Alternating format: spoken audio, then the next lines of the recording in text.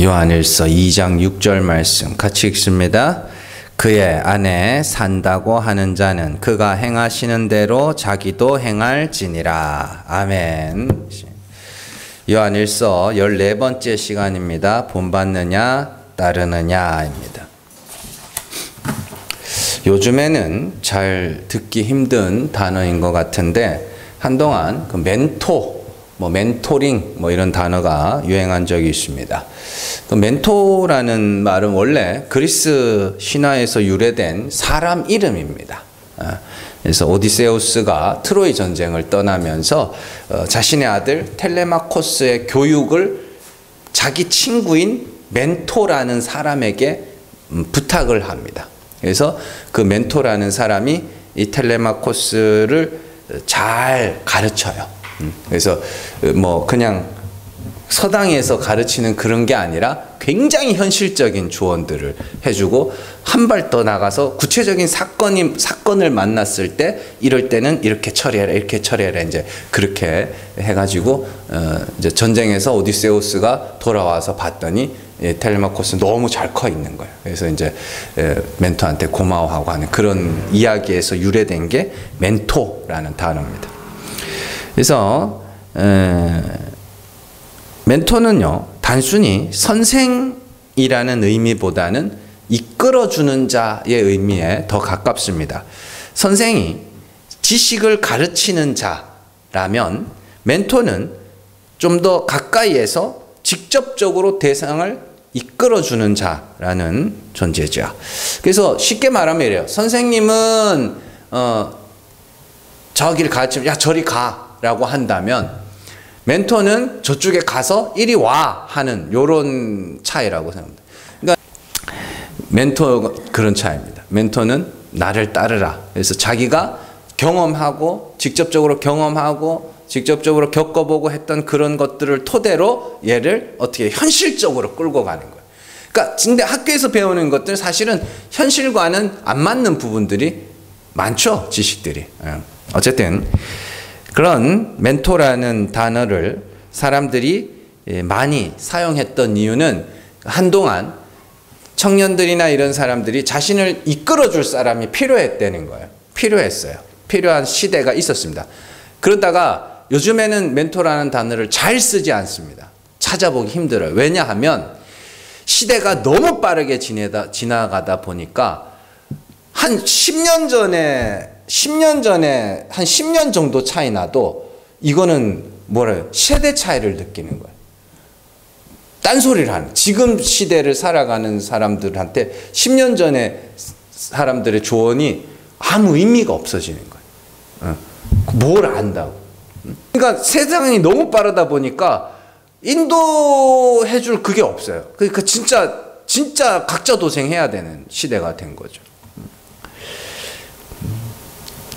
그렇다면 오늘날 멘토는 필요하지 않는가? 여전히 멘토는 필요합니다. 사실은. 왜냐하면 변하는 것이 있는가 하면 변하지 않는 것이 있기 때문이죠. 예를 들어서 사회 구조는 변화하지만 그 사회를 구성하고 있는 구성원들은 변해요, 안 변해요? 인간의 본성은 변하지 않습니다. 변하지 않아요. 똑같아요. 그렇기 때문에 인간의 속성을 파악한 사람들의 조언과 실제적인 인도는 여전히 필요하죠. 이런 사람이 저런 사람이 있는데 저런 사람을 대할 때는 어떻게 해야 되나? 그건 누군가가 그 답을 알고 있는 사람들이 있다고요. 그리고 많이 겪어본 사람을 많이 만나본 사람들은 여러 유형의 사람들을 만나보겠죠. 그러니까 어떻게 해요? 이런 사람들은 이렇게 돼야 되고 저런 사람은 저렇게 돼야 되고 이런 것들을 안단 말이에요. 그럴 때는 찾아가야 돼요. 그 사람한테 찾아가서 이런 사람이 날 이렇게 힘들게 하는데 이럴 때는 어떻게 해야 됩니까? 그렇게 물어볼 수 있어야죠. 근데 무조건 나보다 나이 많은 사람들이 하는 조언은 다 꼰대다. 이렇게 되면은 그건 발전이 없는 거죠. 사실은 지가 듣기 싫은 거죠. 어른들의 말을. 자, 또한 인간의 수명은 늘어났지만 병들고 죽는다는 사실은 변하지 않아요. 그렇기 때문에 그에 대한 조언을 해줄 사람도 필요하죠. 그래서 사실은 수명은 늘어났어요. 근데 정확하게 말하면 노년의 시기가 늘어났어요. 유초등, 유아기, 청소년기, 이게 청년 때 이런 게 있잖아요. 근데요, 그 시간은 거의 안 변했어요. 거의 안 변했는데, 노년만 한 20년에서 한 40년 이렇게 늘어난 거예요. 노년만. 그러면 이제 어떻게 되는 거예요? 어른들이 조언을 해줘야 돼요. 80 먹고 90 먹은 노인들이 이 젊은 이제 막 노년에 진입한 한 50대, 60대 진입한 그런 사람들한테 무엇보다도 건강이 중요하다. 건강 관리 어떻게 해라. 이런 말들을 해줘야죠. 해줄 수 있어야죠. 그런 멘토들이 필요하다고. 예를 들어서 설명을 해드리는 겁니다. 변하지 않는 것들에 대한 멘토는 항상 필요한 것이죠. 자, 기독교에도 이런 멘토의 역할을 하는 존재가 있는데 바로 예수님이죠. 자, 흔히들 성도는 예수님처럼 살아야 된다라는 말을 자주 합니다. 예수님처럼 말합시다. 예수님처럼 생각하고, 예수님처럼 어떻게 하고, 예수님처럼 어떻게 하고. 근데요, 이 말은 반은 맞고 반은 틀린 말입니다. 왜냐하면 예수님은 나처럼 살아라 라고 말씀하신 적이 없어요. 나처럼 살아야 돼 라고 말씀하신 적이 없어요. 대신에 나를 따르라 라는 말씀은 하셨죠. 나처럼 살아라. 예수님처럼 산다는 말은 뭐예요? 예수님의 인격과 성품과 말투나 이런 것들을 따라하는 거죠. 그게 예수님처럼 산다는 것의 핵심이죠. 그러나 예수님을 따른다는 것은 그가 걸어가신 길을 뒤따라간다는 의미입니다. 이 둘은요, 생각보다 큰 차이가 있는데, 예를 들어서 자, 저라는 사람이 있어요. 저라는 사람이 저처럼 사세요, 저처럼 사세요 한다는 것은 제가 말하는 거나 행동하는 걸 따라하라는 이야기잖아요. 그죠?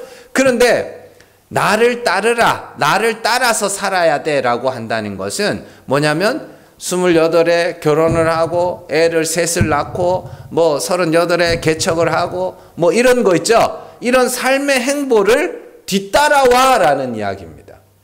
이거를 좀 더 쉽게 비유로 들면 이렇게 돼요. 자, 차를 운전한다고 했을 때 나처럼 살아라 라는 말은 뭐예요? 나와 같은 차를 타라 이런 이야기예요.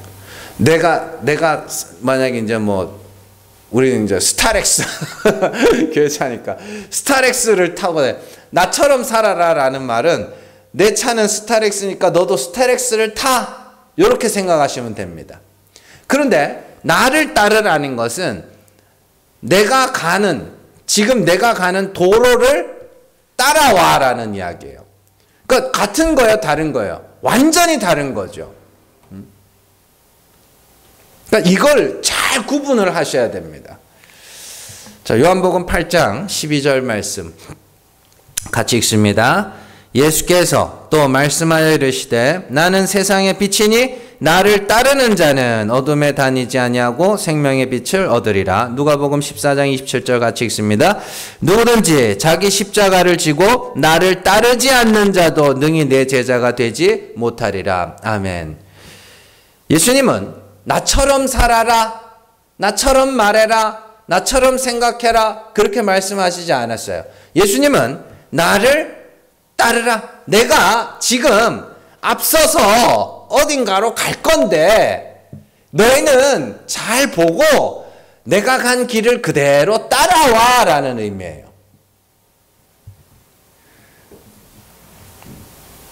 그리고 예수님이 걸어가신 길의 끝에는 생명의 빛을 얻을 것이며 예수님의 제자라 칭함을 받게 될 것이며 더 나아가 하나님 아버지에게로 가게 될 겁니다. 그래서 제가 요즘에 자주 말씀드리지만 내가 아버지께로 간다.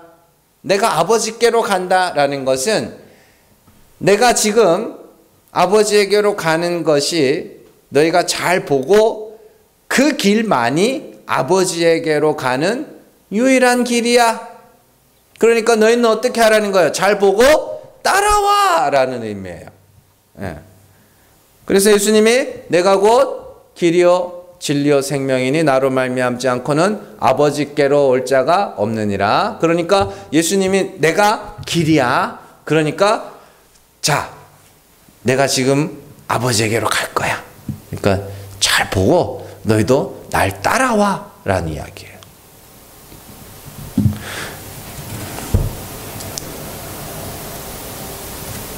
그러니까 어떻게 되는 거야? 그를 흉내내는 자가 아니라 그를 따르는 자가 돼야 되는 거예요. 예수님은 나처럼 살아라가 아니라 나를 따르라고 하십니다. 그리고 예수님은 어떻게 아버지에게로 갔어요?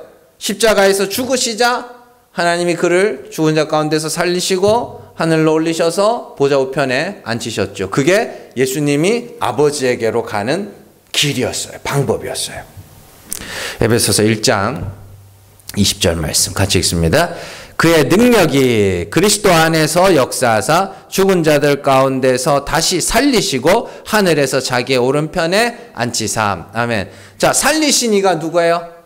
하나님이에요. 보좌 우편에 앉히신 분이 누구예요? 하나님이에요. 예수님은 뭐 하셨어요? 십자가에서 죽으셨죠. 예수님이 십자가에서 죽으시자 그 다음에 하나님이 일하기 시작했죠. 살리고 우편에 앉히시고. 그러니까 하나님에게로 가는 방법은 뭐예요? 십자가에서 죽으면 되는 거예요. 살리고 앉히시고.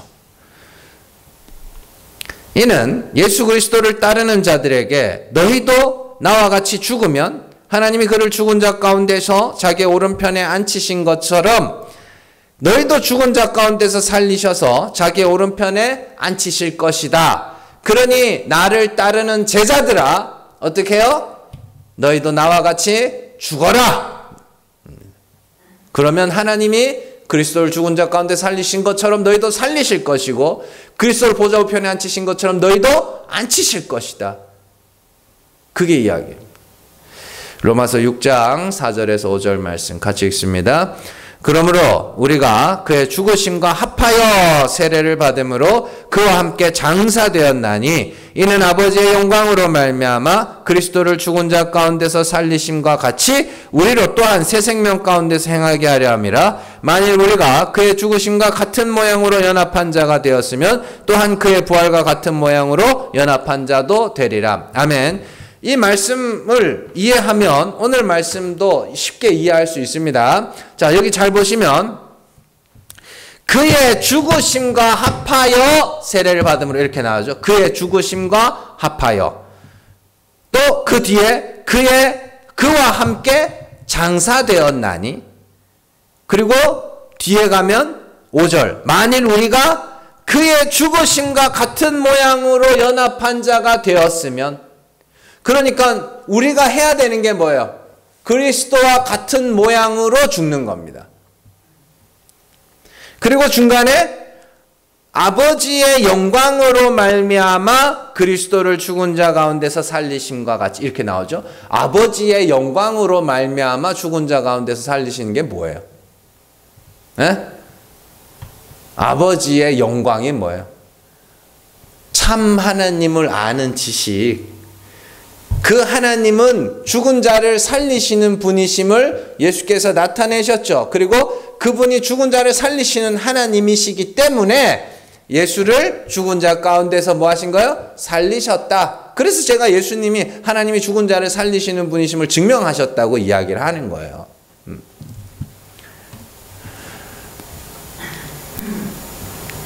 그리고 우리가 그의 죽으심과 같은 모양으로 연합한 자가 되면 어떻게 한다 그래요? 그의 부활과 같은 모양으로 연합한 자도 되리라. 그렇죠? 그러니까 예수님이 걸어가신 길이 십자가에서 죽으시자 하나님이 죽은 자 가운데 살리셔서 보좌 우편에 앉히셨잖아요. 그게 예수님이 걸어가신 길이에요. 그러니까 우리도 뭐 하라는 거예요? 그리스도를 따르는 너희도 그리스도와 같은 모양으로 죽어야 돼. 그리스도가 어떻게 죽어요? 십자가에서 저주받을 죄인으로 죽었죠. 그래서 우리가 그리스도를 따르는 자들은 뭐 해야 돼요? 내가 저주받을 죄인입니다를 고백해야 되는 거예요. 그리고 날마다 뭐와 싸워야 돼요? 나 죄 없다 하는 마음과 날마다 싸워야 되는 겁니다. 그러니까 우리가 싸워야 되는 건, 싸워야 되는 육체의 소욕이 뭐예요? 나 죄 없어, 난 의로워, 난 거룩해 하는 그 마음과 싸워서 내가 죽으면 그게 마귀를 이기는 거라 그러죠. 죽음의 권세를 잡은 자 마귀를 이기는 거라 그러죠. 예수님이 혈과 육을 입고 이 땅에 오신 이유가 뭐야? 마귀를 어떻게 하면 이길 수 있는지를 보여주시기 위해서 오신 거죠. 여러 가지 목적이 있지만 그래서 예수님이 죽음의 권세를 잡은 자 마귀를 이겼다.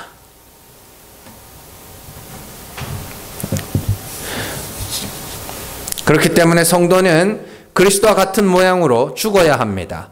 그리스도의 죽음은 십자가의 죽음이며 십자가의 죽음은 완전한 죄인의 자리에서 완전한 회개, 완전한 긍휼의 자리로 나가는 겁니다. 그러니까 나한테는 핑계거리, 변명거리가 있으면 된다, 안 된다? 안 된다. 완전한 죄인. 그러니까 우리가 이거는요, 어려운 이야기가 아닌 게 일상에서도 알 수 있어요. 애들하고도 뭐 애들 키울 때도 그러고 부부싸움 할 때도 마찬가지고 보면은 싸움을 키우는 인간들이 있어요. 그냥 미안하면 미안한 거지 뭔 말들이 그렇게 많아. 미안하면 미안한 거고 잘못했으면 잘못한 거지. 내가 미안하긴 한데 그 부부싸움 할 때 잘 그래요. 내가 미안하긴 한데 니도 잘한 건 없지 않냐. 그러면 이제 이게 미안하다는 건지 매기는 건지 그러면 싸움이 더 커지는 거예요. 2차 대전 하자. 또 3차 대전 또 하자. 그러면 이제 뭐 한 120차 대전 정도 가면 이제 늙어 죽을 때가 되는 거죠. 죽을 때까지 싸우잖아요. 그러니까 얼마나 웃기냐면 70 먹고 80 먹고 그래도 옛날 이야기 갖고 싸워. 옛날 거 끄집어내가지고. 왜냐하면 누구 하나, 둘 중에 누구 하나 뭐가 없어요? 압도적 회개, 완전한 회개를 한 자가 없어서 그래요. 그러나 하나님이 우리에게 요구하시는 건 그거란 말이에요. 완전한 죄인, 완전한 죄인.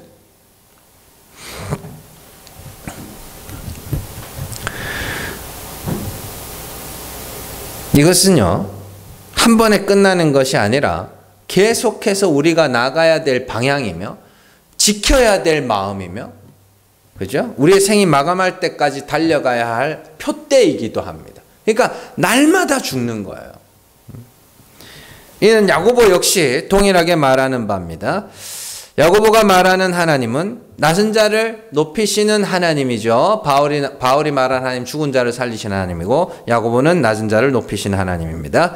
자, 예수 그리스도께서는 십자가에서 저주받아야 할 죄인으로 낮아지신 거죠. 그리고 하나님은 그를 가장 낮은 곳에서 높이셔서 하나님 보좌 우편으로 올리셨습니다. 그렇기 때문에 우리는 예수 그리스도의 낮아짐과 하나님의 높이심을 보고 우리도 그리스도와 같이 낮아짐으로 그리스도를 낮은 자 가운데서 높이신 하나님께서 우리도 높이실 줄을 믿고 뭐 해야 돼요? 낮아짐이라는 행함을 가져야 된다. 자, 야고보서 2장 12절에서 13절 말씀 같이 읽습니다. 너희는 자유의 율법대로 심판받을 자처럼 말도 하고 행하기도 하라. 긍휼을 행하지 아니하는 자에게는 긍휼 없는 심판이 있으리라. 긍휼은 심판을 이기고 자랑하느니라. 아멘. 잘 보세요. 자유의 율법대로 심판받을 자처럼 말하기도 하고 행하기도. 여기서 중요한 게 뭐냐면 심판받을 자처럼 말하기도 하고 행하기도 하라예요. 그러면 심판받을 자처럼 말하고 행하는 게 뭐예요? 여러분들 이렇게 막 사형수가 교도소에서 막 착하게 살면 그러면 막 아이고 넌 사형 면제해 줄게 이래요? 에? 아니에요. 사형수는 뭐 해야 돼요? 사형수는 불쌍히 여기 잘못했어요. 불쌍히 여기서 이거밖에 할 게 없어요. 그걸 긍휼을 행하지 아니하는 자에게는 긍휼 없는 심판이 있으리라고 이야기를 하는 거예요. 그러니까 자유의 율법대로 심판받을 자처럼 말하고 행하라는 것은 불쌍히 여겨달라고 하나님 앞에 하나님이 불쌍히 여겨주는 것 방법 외에는 나는 구원 얻을 길이 없다는 걸 인정하는 거란 말이에요. 우리가 나가야 될 방향은 거기고 그래서 예수님이 십자가에서 죽으실 때 뭐라 그래요? 하나님께 내 영혼을 주께 의탁하나이다 이러죠. 그 말이에요.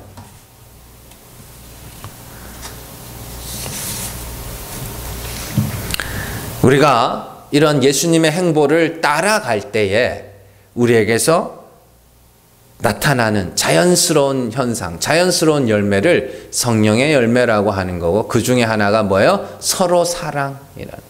서로 사랑의 핵심은 뭐였어요? 첫 번째가 죄를 사하는 것이고, 두 번째는 참 하나님을 증거하는 것이죠. 그 두 개. 그 중에서 이제 서로 사랑 중에서 자주 많이 우리가 살펴보는 건 용서하는 거죠. 어떻게 용서할 수 있어요? 그냥 나는 용서할 마음이 없는데 꾹 참고, 내가 예수님이 용서하라 그랬으니까 내가 저걸 진짜 죽여버리고 싶은데 내가 참아야지. 그래요? 아닙니다. 그건 진짜 용서가 아니에요. 진짜 용서는 내가 더 큰 죄인이기 때문에, 내가 더 큰 죄사함을 받았기 때문에 이 사람이 나한테 지은 죄는 물론 기분은 나쁘지만 그런데도 불구하고 뭐 하는 거예요? 별거 아니야. 내가 지은 죄, 내가 사함받은 죄에 비하면 이 사람이 지은 죄는 별거 아니야. 그 마음으로 하는 거예요. 그렇잖아요. 그래서 우리가 지난 시간에 1만 달란트 빚진 자의 비유에 대해서 우리가 살펴봤잖아요. 내가 하나님으로부터 사함받은 죄가 1만 달란트예요. 그러면 다른 사람이 내게 지은 죄가 300데나리요. 별거 아닌 거예요. 그런데 문제는 뭐예요? 내가 사함받았던, 죄사함을 받은 죄인이라는 사실을 잊어버리는 거예요. 그러니까 뭘 못해요? 용서를 못해요. 그리고 여기서 더 나가면 사도 바울은 나보다 남을 낮게 여기라 그러죠. 왜냐하면 죄라는 건, 내 죄를 본다는 건 결국엔 내 마음을 들여다본다는 거거든요. 근데 내 마음을 들여다보면 너무 더럽거든요. 사실은 너무 더럽고 누군가가 내 마음을 알까봐 무서워. 그런 건 못 느꼈었습니까? 저는 목회하면서 목사로서 그런 순간을 너무나도 많이 느끼고, 제가 성도들하고 자주 안 만나는 이유도 그 중에 하나입니다. 자주 안 만나려고 하는 이유도. 이게 더러운 게 자꾸 드러날까 봐.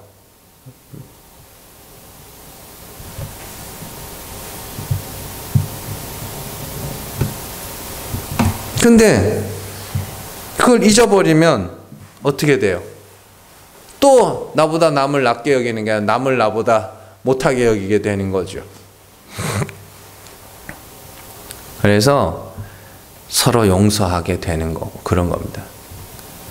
자, 오늘 말씀 한번 보세요. 오늘 말씀 그 내용입니다. 사도 요한은 이렇게 말합니다. 그의 안에 산다고 하는 자, 그의 안에 누구예요? 예수 안에 산다고 하는 자는 그가 행하시는 대로 자기도 행할지니라, 이렇게 되어 있습니다. 여기서 행하시는 대로 이렇게 되어 있는데, 여기서 사용된다는 데가 페리파테오라는 단어거든요. 이게요, 걸어가다라는 단어예요.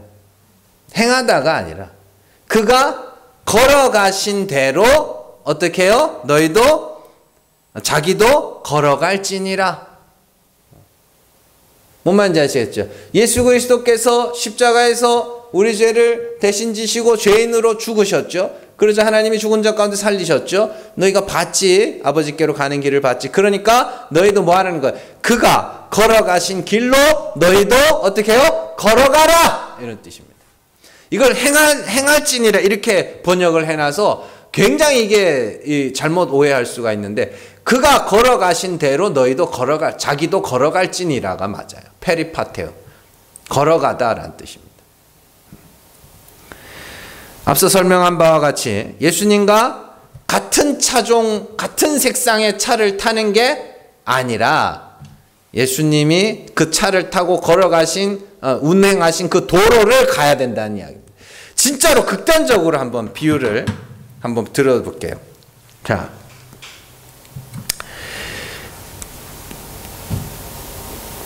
어떤 사람이 예수님의 성품과 인격을 따라 살았다고 하자고요.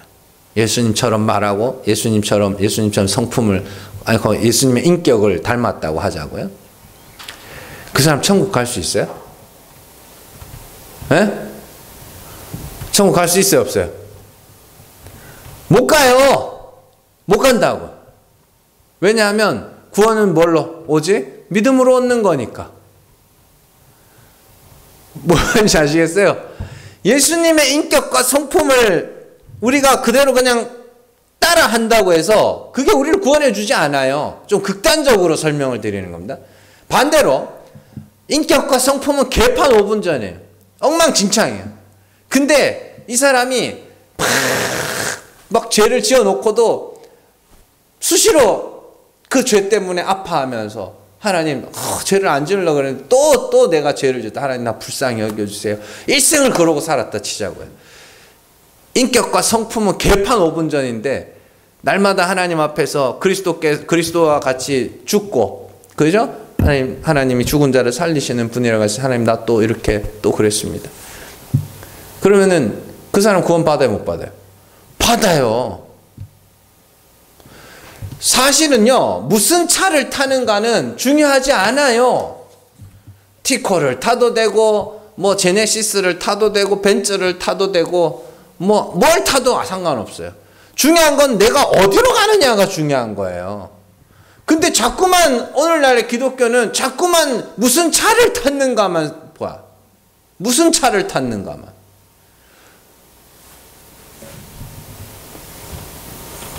그래서 뭐 인격, 성품 뭐 어쩌고 그 보면은 그게요, 단어만 몇 개 바꾸면요, 그 유교 서당 온 것 같아. 그렇잖아요.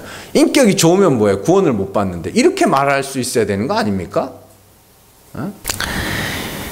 그렇기 때문에 중요한 것은 그리스도의 인격과 성품을 따라하는 것이 아니라 그가 걸어가신 죽음과 부활 그리고 승천이라는 길을 따라 걸어가는 것이 중요한 겁니다. 오늘 말씀에서 요한이 말하는 바도 예수 그리스도 안에 거한다고 하는 자는 반드시 그가 걸어가신 길을 걸어가게 된다라는 뜻입니다.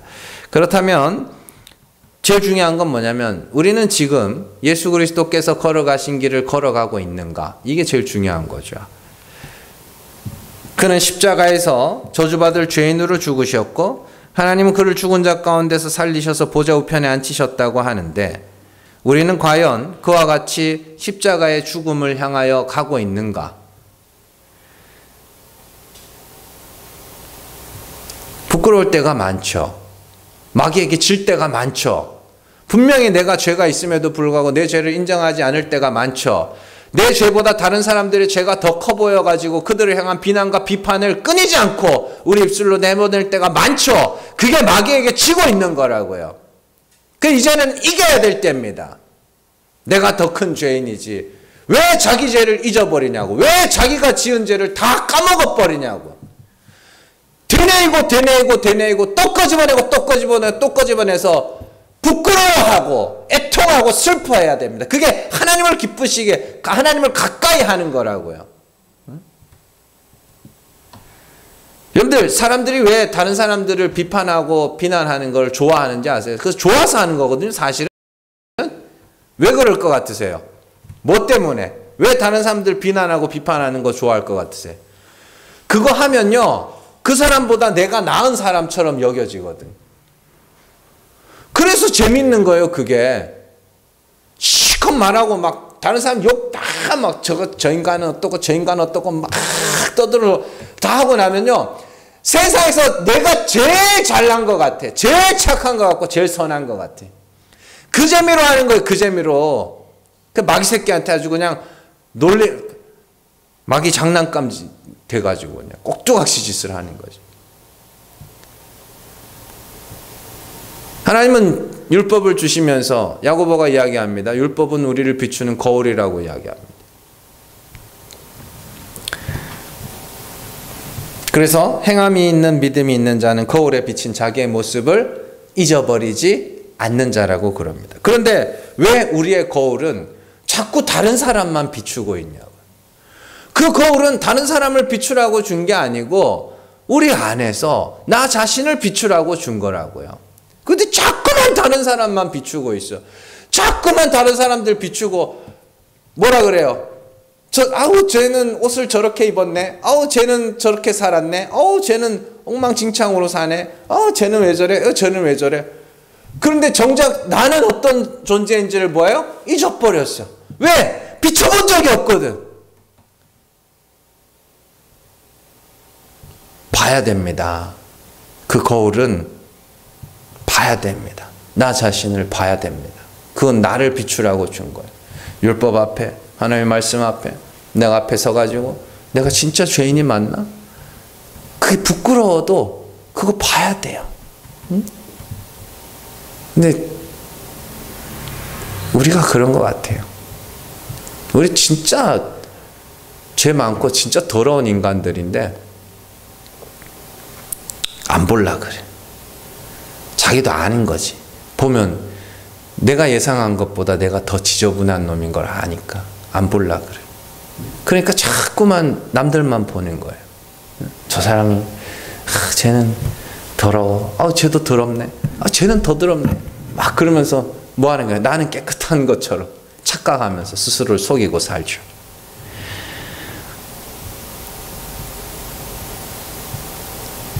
여러분들, 중요한 것은 다른 사람들보다 나은 나가 아니라 하나님 앞에서의 나예요. 그러니까 나 자신을 봐야 됩니다. 알아야 되고, 우리의 관심이 누구에게? 나에게 있어야 됩니다. 하나님 앞에서의 나에게 있어야 됩니다. 하나님은 완전하신 하나님이죠. 그 하나님 앞에서 나 자신을 봐야 됩니다. 그리고 십자가에서 저주받을 죄인이 맞나 아닌가 잘 한번 확인해 보시고, 그리고 그 앞에서 진짜로 여러분들 자신의 죄 때문에 오래 본 적이 언젠가 한번 생각을 해보시고, 야고보가 말한 바와 같이 울며 애통하며 슬퍼하며 하나님을 가까이 하는 저 여러분들 되시기를 주님의 이름으로 축원합니다. 기도하겠습니다.